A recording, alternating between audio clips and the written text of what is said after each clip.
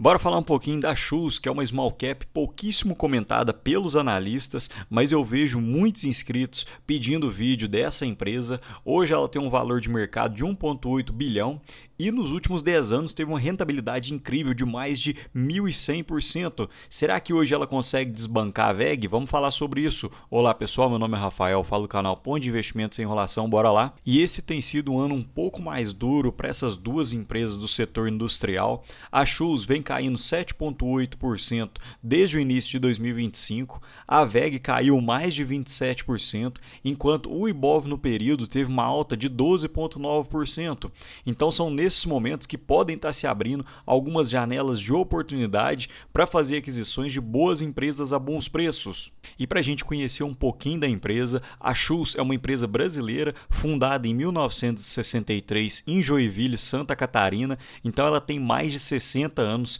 Esse é um ponto que eu gosto muito, porque empresas mais longevas têm uma certa tendência a continuar existindo com o passar dos anos, porque se ela durou até hoje, passou já por 2 ou 3 moedas diferentes, diversas crises, hiperinflação, então com certeza é porque ela teve uma boa gestão durante esse período. E hoje a Shoes detém duas unidades de negócio, a Shoes Automotiva e a Shoes Compressores, e a sua abertura de capital na bolsa foi em 1994. Falando um pouco da divisão automotiva, hoje ela atende o aftermarket automotivo com peças para o sistema de freios como compressores e componentes do sistema de frenagem de caminhão e implementos. Além disso, a Shoes Automotiva expande sua atuação por meio da Shoes Tech, que oferece monitoramento em tempo real de caminhões e implementos dos mercados florestais, agrícola, dentre outros, utilizando sensores de alta precisão. E hoje também tem a divisão de compressores, que comercializa compressores de parafuso, pistão, robe de diafragma, secadores de ar, ferramentas pneumáticas e elétricas, hidrolavadoras, bomba centrífuga, dentre outros, e destacando-se pelo compressor isento de óleo, que foi uma inovação brasileira. A minha esposa é dentista e realmente esse compressor isento de óleo é um ponto muito positivo, porque em ambientes fechados, igual um consultório odontológico, não dá para ter compressores com óleo, porque ficaria uma bagunça, a manutenção é totalmente diferenciada, então esse foi realmente um equipamento muito inovador no mercado brasileiro. E falando um pouco da rentabilidade da Shoes, pegando desde janeiro de 1995 até hoje, a Shoes saiu de um valor de 4 centavos para atualmente 5,07, que foi uma rentabilidade em torno de 17,5% ao ano, sendo uma das maiores rentabilidades do Bovespa no período. E apesar da Shoes ser uma empresa brasileira, hoje ela detém uma operação e presença global, não só no Brasil, mas diversas outras sedes, filiais e armazéns espalhados pelo globo. E falando um pouco dos números consolidados da Shoes em 2024, uma receita bruta de 2,4 bilhões e um lucro líquido recorde de 255 milhões, quase 60 milhões de caixa líquido. Esse é um ponto muito positivo que eu quero falar sobre o endividamento e sobre o caixa da Shoes. 18,5% de margem EBITDA, 3.600 colaboradores e mais de 230 milhões em investimentos. E apesar da maior parte da receita da Shoes ser gerada no Brasil, hoje 21% dessa receita vem de outros países. Então esse é um ponto positivo, porque em momentos de crise no Brasil, outros países podem segurar a receita da Shoes. E hoje 86% da receita da Shoes vem da indústria e 14% de comércio. E um ponto que merece destaque é a presença online. Aparentemente a Shoes tem acordado para esse setor e as vendas via e-commerce no primeiro TRI de 2025 tiveram um crescimento de 56% sobre o mesmo período do ano anterior. E esse é um ponto muito positivo, porque normalmente vendas via e-commerce e vendas via Shoes Store tem uma despesa muito baixa, porque você não precisa de uma loja física, você não precisa de tantos funcionários assim. A logística é muito mais fácil do que uma loja física, do que locais para atendimento. Então eu acho esse um ponto muito positivo que a Shoes tem dado atenção e eu espero que isso possa vir com mais força ainda nos próximos trimestres. E falando da receita bruta, olhando o primeiro TRI de 2024 versus o primeiro TRI de 2025, um acréscimo de 8%, tanto pela melhoria do mercado interno quanto pela melhoria na receita bruta do mercado externo.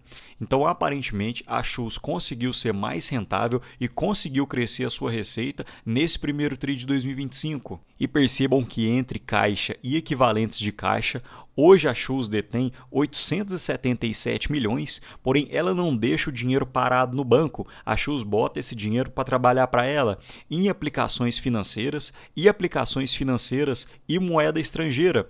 E isso acabou resultando num resultado financeiro líquido positivo de 8 milhões. Percebam que em receitas financeiras a Schultz teve 76 milhões e em despesas financeiras com juros de dívida a Schultz deteve 68 milhões.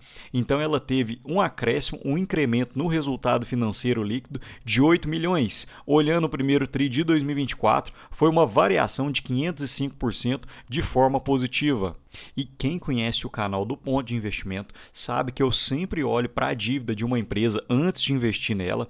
Então percebam que o endividamento bruto da Schultz hoje é de 831 milhões e em caixa e equivalentes de caixa a Schultz detém 877 milhões. Então se a Schultz quisesse quitar totalmente a sua dívida hoje, ela conseguiria apenas com seu caixa.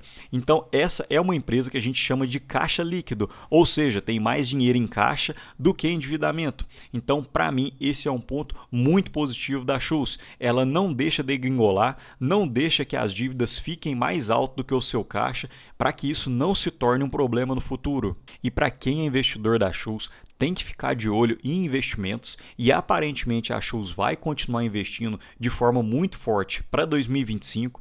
Percebam que no primeiro TRI de 2024 a Schultz investiu 19 milhões, já para o primeiro TRI de 2025 ela investiu 34,5 milhões, principalmente na modernização industrial, novos produtos, expansão fabril e iniciativas tecnológicas.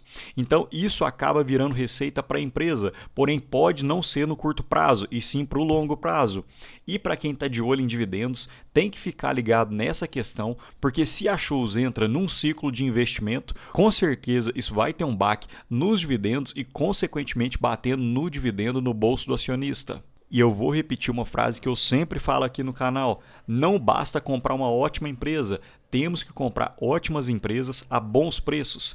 E atualmente a Schultz encontra-se com um preço sobre lucro de 6,91, abaixo das suas médias de 8,16, mas o gap entre a média do PL e o PL atual não é tão grande assim. Então hoje eu acredito que a Schultz esteja bem precificada e percebam que desde 2015 até meados de 2024, a Schultz teve essa rentabilidade em torno de 1.100%, principalmente por causa do retorno sobre patrimônio líquido, que saiu de 6,71% para em 2022 cerca de 24,2%, ou seja, subiu mais de 4 vezes a rentabilidade que a Schultz consegue fazer com o seu patrimônio líquido. Então o mercado consegue enxergar isso com ótimos olhos e, consequentemente, isso acaba aumentando a cotação da empresa. E para quem não conhece, a Schultz hoje paga proventos 4 vezes ao ano, em março, junho, setembro e dezembro, e para 2025 eu acredito que a Schultz deva pagar cerca de 5,33% de dividend yield líquido, o que seria em torno de 6,3% de dividend yield bruto. E apesar das duas empresas não fabricarem exatamente o mesmo produto, muita gente gosta de fazer uma análise comparativa entre a Schultz e a WEG. Então, olhando pelo indicador de preço sobre lucro, hoje a Schultz seria o primeiro lugar. O preço dividido pelo valor patrimonial da Schultz ficaria muito mais tranquilo. O EV sobre EBITDA, 14,14 da Schultz, eu acredito que seja um EV sobre EBITDA um pouco elevado, mas comparando entre as duas, a Schultz ficaria em primeiro lugar.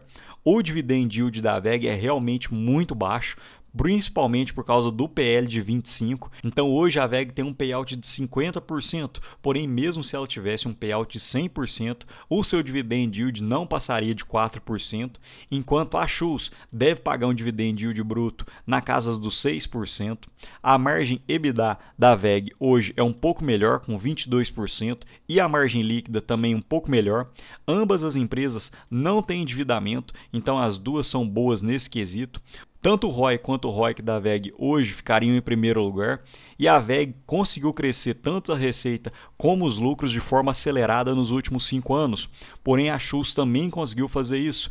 aumentando cerca de 13% ano contra ano de forma composta. E antes de apresentar esse quadro entre a rentabilidade das duas empresas, se eu perguntasse para cada um que está assistindo esse vídeo qual das duas empresas apresentou a maior rentabilidade nos últimos 10 anos, eu acredito que mais de 90% responderia a WEG, porém percebam que nos últimos 10 anos a Shows teve uma rentabilidade de 1.146%, com uma rentabilidade real de 639%, enquanto a WEG teve uma rentabilidade de 502%, ou seja, menos da metade comparando as duas empresas. Então a gente tem que ficar de olho, porque muitas vezes tem algumas empresas esquecidas pelo mercado e muitas vezes elas estão dando sopa, estão pagando bons dividendos, estão conseguindo ter um bom payout, estão gerando receita, estão gerando lucro e elas ficam esquecidas pelo mercado. Então a gente tem que ficar de olho em todas as empresas, tem que acompanhar, tem que estudar, porque muitas vezes tem boas oportunidades que não chegam nos nossos olhos. Mas me conta aqui, pessoal, vocês gostam desse tipo de vídeo de empresa menos famosas, menos analistas comentando?